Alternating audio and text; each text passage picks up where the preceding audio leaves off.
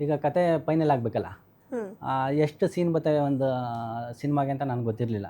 Okay ನಾನು ಬರ್ಕೊಂಡಿದ್ದೆ. ಸರಿ ನನ್ನ ಫ್ರೆಂಡ್ ಒಬ್ಬ ಇದ್ದ ಸಾಗುವದಾರಿಯಲ್ಲಿ ಡೈರೆಕ್ಟರ್ ಶಿವಕುಮಾರ್ ಅಂತ ಪರಿಚಯ ಮಾಡ್ದ. ಸರಿ ಅವ್ರ ಹತ್ರ ಸರ್ ಎಷ್ಟು ಬರುತ್ತೆ ಸರ್ ಒಂದು ಸಿನಿಮಾಗೆ ಸೀನ್ಗಳು ಎಷ್ಟು ಬರ್ತವೆ ಅಂತ ಕೇಳಿದೆ. ಅವರಂದರು 250 ಸೀನ್ ಬರ್ತವೆ ಅಂದ್ಬಿಟ್ರು. ನಾನು 50 ಸೀನ್ ಬರೆಯೋದಕ್ಕೆ ಇಷ್ಟು ಲಿಂಕ್ ತಗೊಂಡು ಹೋಗ್ಬೇಕಲ್ಲ, ಒಂದು ಕತೆ ಅಂದ್ರೆ ಒಂದೊಂದು ಒಂದು ಕನೆಕ್ಟ್ ಆಗ್ಬೇಕು, ಕನೆಕ್ಟ್ ಜನಕ್ಕೆ ಕನೆಕ್ಟ್ ಆಗಬೇಕು. ಅದು ಒಂದು ಸಿನಿಮಾದಲ್ಲಿ 50 ಸೀನು 60 ಸೀನು ಅಷ್ಟೇ ಲಾಸ್ಟು. ಇವ್ರು 250 ಸೀನ್ ಹೇಳಿದ್ರಲ್ಲ ಅಂದ್ಬಿಟ್ಟು ನಾನು ತಲೆ ಕೆಟ್ಟೋಗಿ ಹೋಗಿ ಮಲಿಕೊಂಡೆ, ಊರುಗೊಟ್ಟದೆ. 250 ಸೀನ್ ನಮ್ಮ ಕೈಲಿ ಆಗಲ್ಲ, ಎಲ್ಲಿಂದ ಎಲ್ಲಿ ಲಿಂಕ್ ಕನೆಕ್ಟೇ ಆಗಲ್ವಲ್ಲ ಅಂತ. ಸರಿ ಇವ್ರೇನು ಹೆಂಗೆ ಹೇಳೋರು ಅಂದ್ಬಿಟ್ಟು ನಾನು ಒಂದು ಫಿಲಮ್ ನೋಡಿದೆ, ಒಂದು 2-3 ಒಂದು ಹಳೆದ ಒಂದು ಪೇಪರ್ ತಗೊಂಡೋಗಿ ಪೆನ್ ತಗೊಂಡೋಗಿ ಒಂದು ಸೀನ್ಗೆ ಒಂದು ಗೆರೆ ಹಾಕೊಳ್ಳೋದು. ಒಂದು ಸೀನ್ ಬಂತು ಅಂದರೆ ಒಂದೊಂದು ಗೆರೆ ಹಾಕೊಂಡು ಬರದೆ.